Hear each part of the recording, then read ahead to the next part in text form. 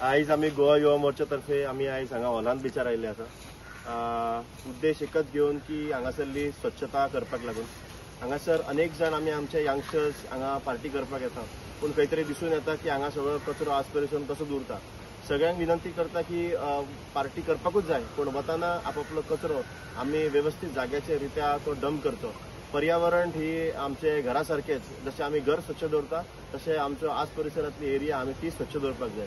सगळ्यांक विनंती करता की ह्या सदांच आमी ह्या आपले परिसर जे आसा एक स्वच्छ दवरचे, गोंय सुंदर दवरचें आणि गोंय राखचें, इतलेंच सांगता। धन्यवाद। म्हजें नांव सुवानी वारकणकर आणि आयज आमचो ग्रुप येयला हांगासर हॉलांत बिचार क्लिनलीनेस ड्रायव्ह करपाक।